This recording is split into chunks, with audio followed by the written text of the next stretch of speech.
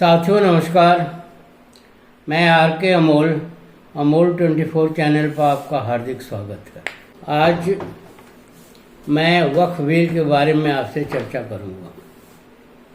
अंततः वक्फ बिल इतने गहमा गहमी के बाद भी पास हो गया। उसमें तमाम कार्रवाइयाँ की गई और काफ़ी लंबे समय से इस पर होमवर्क हो रहा था। वो होमवर्क सफल हुआ।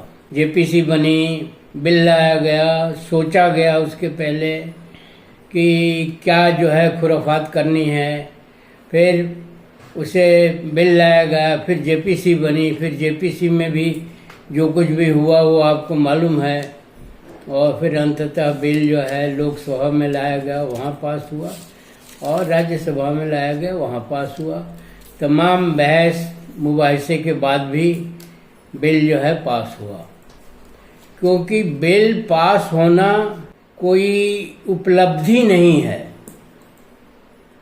किसी भी प्रकार की कोई उपलब्धि नहीं है। ये तो संख्या बल का खेल है। लोकतंत्र में संख्या बल का ही खेल होता है। वो गलत हो चाहे सही हो, निर्णय गलत हो या सही हो, काम सही हो या गलत हो, बात संख्या बल की होती है। अब अगर संख्या बल ठीक ठाक है तो कुछ भी पास करा लीजिए, और संख्या बल के साथ साथ जो सरकारें होती हैं वो भी संख्या बल के ऊपर ही बनती है, जिनके पास सारे पावर आके सिमट जाते हैं। ये जो है समय का खेल है, जो संख्या बल के ऊपर खेला गया, और एक तरह से ये टूर्नामेंट कह लीजिए, यज्ञ कह लीजिए, उपलब्धि कह लीजिए, विजय कह लीजिए, कुछ भी कह लीजिए। अगर आप इसको खेल कहते हैं या टूर्नामेंट कहते हैं तो टूर्नामेंट में भी संख्या बल का ही काम होता है। खिलाड़ी भी अच्छे होने चाहिए। यज्ञ की बात करेंगे कि ये यज्ञ है तो यज्ञ में बलि भी दी जाती है, और बिना बलि के यज्ञ जो है न तो पूर्ण होता है और न यज्ञ होता है। इसमें भी बलि दी गई। बिहार से 2 बलि दी गई, एक उत्तर प्रदेश से दी गई और एक आंध्र प्रदेश से दी गई। तो बलि जो है इसमें 2 बड़ी बलि है, 2 छोटी बलि है, 2 बकरे हैं, 2 और छोटे जानवर हैं। अब बलि कैसे दी जाती है आप जानते होंगे, आप बेहतर जानते हैं हमसे, कि बलि देने से पहले जो है बकरे को चारा दिया जाता है, उसके गले में पट्टा बांधा जाता है, उसको कुछ चना वगैरह खाने को दिया जाता है जो उसको प्रिय चीज़ है। तो ऐसा ही दिया गया होगा, बलि दी गई है तो ऐसी ही दी गई है कि उसको कुछ खाने को दिया गया, उसके गले में पट्टा बांधा गया, और बलि देने के बाद जो है विजय हो गई। हमारे यहाँ गाँव में सावन के महीने में काली मंदिर हुआ करते हैं, करीब करीब काफ़ी गाँव में, वहाँ भी बकरे की बलि दी जाती है सावन के महीने में। ये एक पुरानी प्रथा चली आ रही है। तो बलि की प्रथा जो है वो यही प्रथा है कि किसी तरह से उसको बहका करके बकरे का ध्यान जो है खाने पर लगा करके, और फिर जो है वो हथियार का इस्तेमाल किया जाता है उसकी गर्दन पर। बकरे को नहीं पता चलता है कि उसकी जान जा रही है। ऐसी ही बलि दी गई है 4, जिसकी वजह से ये यज्ञ पूरा हुआ है। अब और कुछ कहेंगे तो उसमें भी कुछ न कुछ प्राविधान रहते हैं। अब तो हम यही कहेंगे कि अगर बलि चढ़ी गई और यज्ञ पूरा ही हो गया, तो अब उन लोगों को जो इसके पक्ष में नहीं थे, जो भी हो, हिंदू हो, मुसलमान हो, ईसाई हो, सिख हो, जो भी हो, जो उस यज्ञ के पक्ष में नहीं थे, उन्हें अब बकरे को खाना चाहिए, उसको पका करके खाना चाहिए। और कैसे पकाएंगे आप, हमसे बेहतर आप जानते हैं। इलेक्शन आ रहा है बिहार में, इलेक्शन हर जगह आएगा। और आप बलि के बकरे को खाइए, पकाइए, जश्न मनाइए। इसमें कोई हार और जीत की बात नहीं है, दुख और सुख की बात नहीं है। ये इतिहास में रिपीट होता रहता है, ये चलता रहता है। समय का प्रवाह है, समय के प्रवाह में सभी चीज़ें जो है बह जाती हैं और सभी चीज़ें हो जाती हैं। तो इसमें कोई ना तो हार है, ना जीत है, ना इसमें कोई किसी तरह का खुशी है, न किसी तरह का गम है। बकरों को खाइए जो काटे गए हैं और इन बकरों को खा के समाप्त करिए। फिर आगे का रास्ता देखिए, थोड़ी तो ताकत आ ही जाएगी आपके पास। जब शरीर में प्रोटीन पहुंचेगा तो बहुत सारी ताकतें आ जाती हैं। तो बकरों को खाने के बाद जो है आप जश्न मनाइए आप भी, और जश्न मना करके आगे की रास्ते है वो उसके ऊपर मनन और ध्यान करिए। यहाँ ये भी उल्लेखनीय है, ये भी मैं कहना चाहता हूँ कि इस तरह की विसंगतियाँ हर धर्म में है या हर जगह है। यहाँ भी धार्मिक ट्रस्ट बने हुए हैं, जिस धार्मिक ट्रस्टों में केवल एक ही समाज के लोग जो है वो पदासीन हैं, उसका लाभ लेते हैं, उसका फायदा लेते हैं और उसी से शासन करते हैं, वर्चस्व मनाते हैं।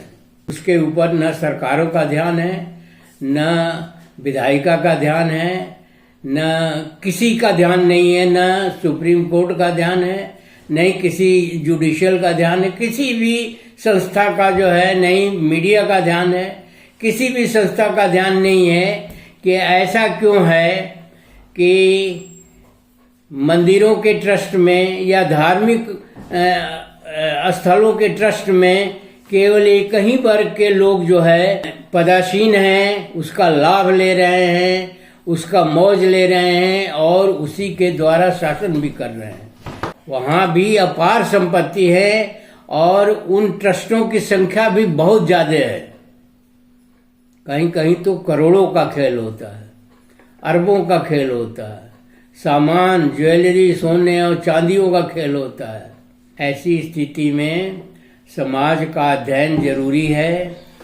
एक दूसरे की विसंगतियाँ जो है, पक्ष और विपक्ष दोनों होता है, संसद में भी होता है, राज्यसभा में भी होता है, उसी तरह से इसका भी पक्ष विपक्ष है। बहुत सारे धार्मिक स्थलों जो किसी दूसरे वर्ग के से संबंधित है, वहाँ भी ट्रस्ट हैं और वहाँ बहुत बड़े बड़े ट्रस्ट हैं। वक्फ तो कुछ भी नहीं है उसके आगे। वक्फ भी किसी जमाने में बना होगा जब शासन रहा होगा उनका, उसी तरह से इनका शासन तो कभी ख़त्म ही नहीं हुआ। और ये मंदिरों का खेल जो है बहुत पुराना है और ये धर्म का खेल भी बहुत पुराना है। आजकल यही खेल चल रहा है। देश की चिंता न तो किसी को है, देश में शिक्षा है कि नहीं, रोजगार है कि नहीं, स्वास्थ्य ठीक है कि नहीं लोगों का, और सारी सुविधाएं हैं कि नहीं, जो मूलभूत आवश्यकताएं हैं, जो मूलभूत देश की उन्नति के लिए आवश्यक है, उसके बारे में कोई अपनी जबान नहीं खोलता है। ये भी किसी की करामात हो रही होगी जब बहुत सारे इस पर डिबेट भी हो रहे हैं कि गद्दार हैं, वो गद्दार हैं, ऐसे हैं, वैसे हैं, और इन्होंने ऐसा किया, उन्होंने वैसा किया। उसी का कुफल है कि आज देश में बहुत सारी विसंगतियां खड़ी हो गई। उन विसंगतियों पर भी आजकल एक तरफा काम हो रहा है। किसी देश की उन्नति के बारे में कोई भी वर्ग नहीं सोच रहा है कि ऐसा होना चाहिए, ऐसा नहीं होना चाहिए। धर्म से लड़ रहा है। कहने को तो वो धर्म है, मैं तो मानता नहीं धर्म तो एक ही है, मानव धर्म। मानव धर्म पर तो कोई वर्कशॉप हो नहीं रहा है, कोई काम नहीं हो रहा है, कोई उसका नाम नहीं ले रहा है, नहीं जनता ले रही है और नहीं कोई दूसरा ले रहा है। न शासक वर्ग ले रहा है, न दूसरा वर्ग ले रहा है। धर्म तो मानव धर्म है, और धर्म मानव धर्म के बहुत करीब जो है वो बौद्ध धर्म है। अभी संसद में बात आ रही थी बाबर की, तो दूसरे ग्रुप ने कहा कि पुष्यशुंग मित्र क्या था, वो भी तो गद्दारी था, उसने तो देश को ही बर्बाद कर दिया। तो किसकी किसकी बात करेंगे? यहां तो लगता है कि जिसकी पूंछ उठाओ वही मादा। तो बात ये जो लड़ाई चल रही है धर्म के नाम पर, या धर्म की लड़ाई जो चल रही है, इससे देश का भारी नुकसान हो रहा है। मुझे तो वक्फ बोर्ड से और इन मंदिरों के ट्रस्ट से कुछ लेना देना नहीं है। मेरी इतनी क्षमता नहीं है कि मैं इसके बारे में किसी से वाद विवाद कर सकूं, लेकिन देश का इन धर्मों की वजह से देश का भारी नुकसान हो रहा है। और देश की जनता जो अज्ञानी है, तो शोषण तो अज्ञानी का ही होना है। ये पक्का है कि शोषण अज्ञानी का होना है। अज्ञानी कौन है? ये दलित और पिछड़े हैं। अज्ञानी जो है वो दलित और पिछड़े हैं। इनके पास सामर्थ्य नहीं है कि ये धर्म के नाम पर लड़ सके, ये अपने बेरोजगारी और स्वास्थ्य और शिक्षा के उस पर लड़ सके, क्योंकि ये अज्ञानी है। इन्हें नहीं मालूम कि शिक्षा क्या होती है, इन्हें नहीं मालूम कि स्वास्थ्य क्या होता है, इन्हें नहीं मालूम कि रोजगार क्या होता है। जो भी काम मिल जाता है गाँव में छोटे मोटे, और वो रोजगार जो बहुत आवश्यक है समाज के लिए, और उस जो रोजगार करता है, जो संपादन करता है, वो उसका अपमान ही है। उसी के बेसिस पर उसका अपमान किया जाता है। कहने का उद्देश्य ये है कि अगर कोई काम करता है तो लेबर का यहाँ निरादर होता है, आदर नहीं होता है। यहाँ लेबर का इतना निरादर है, इतना निरादर है कि उसे बहुत ही निम्न कोटि का समझा जाता है। दिक्कत ये है कि वो काम करता है, अज्ञानी है, उसे समझ में नहीं आता है। अन्यथा गांवों से अगर बढ़ई, लोहार, धोबी, नाऊ, दलित, सब्जी वाला, दूध वाला अगर पलायन कर जाए, तो देखते हैं कैसे गांव की अर्थव्यवस्था चलती है। शहरों में तो फिर भी थोड़ी गनीमत है कि उसे पैसे भी मिल जाते हैं, उसके लेबर का थोड़ा ऑनर भी होता है, और उसका कुछ मान सम्मान भी है, उसका काम करने की कोई समय भी है, और उसकी एक मोनोपोली भी है। अब शहर में और गांव में क्या अंतर है? वही अज्ञानता का अंतर है। गांव का आदमी अज्ञानी है, और शहर का आदमी जो है थोड़ा ज्ञान तो है ही उसके पास। तो मैं तो यही कहता हूं कि यहां से पलायन करो गांवों से, और गांव छोड़ो, और जाकर के शहरों में अपना रोजगार, रोजी रोजगार और काम धाम करो। और जो ये लालीपाप दिया जा रहा है 10 साल से, उसके बारे में भी जनता को या इन अज्ञानियों को कुछ पता ही नहीं है कि क्या कहा जा रहा है। नोटबंदी का मतलब वो नहीं समझते हैं, वो मंदिर का मतलब नहीं समझते हैं, वो पूजा पाठ का मतलब नहीं समझते हैं, वो ढोंग पाखंड आडंबर को नहीं समझते हैं। उसके पास ज्ञानी नहीं है। वो तो यही सोचता है कि पत्थर की मूर्ति जो है हमारा सारा कल्याण कर देगी। पत्थर की मूर्ति किसी के खाने कमाने के लिए है, उससे वो धन अर्जित करता है, उसका आपसे कोई वास्ता नहीं है। तो अज्ञानता जो है वो तो चरम पर है, और उस अज्ञानता को बढ़ाया जा रहा है, उसको बढ़ावा दिया जा रहा है, उसको और ऊपर उठाया जा रहा है। कांवड़ यात्रा पर फूल बरसाया जा रहा है, जितने कुरीतियां हैं उनको प्रमोट किया जा रहा है। देश से इनको कुछ भी लेना देना नहीं है, देश से इनका कोई मतलब नहीं है, और मैं तो कहूंगा इस देश की पूरी जनता को कोई मतलब नहीं है। अमेरिका क्यों तरक्की कर रहा है, अमेरिका या विदेशों के देश क्यों तरक्की कर रहे हैं? इसलिए तरक्की कर रहे हैं कि वहाँ अज्ञानता नाम की कोई चीज़ नहीं है। हर कोई बात को समझता है, हर किसी काम का वहाँ आदर होता है। तो ऐसी स्थिति है जो कुरीतियाँ समाज में घर कर गई हैं और जिनकी वजह से इस समाज का नुकसान हो चुका है। ये देश 755 साल गुलाम रह चुका है, वही स्थिति फिर से लाई जा रही है। यह स्थिति सही नहीं है और इसके बारे में मैं कहूँगा कि जनता को आगे आना चाहिए। वक्फ बिल पास हो गया, बहुत बड़ी जीत हो गई, बहुत बड़ा काम हो गया, बहुत बड़ा देश का भला हो जाएगा इससे।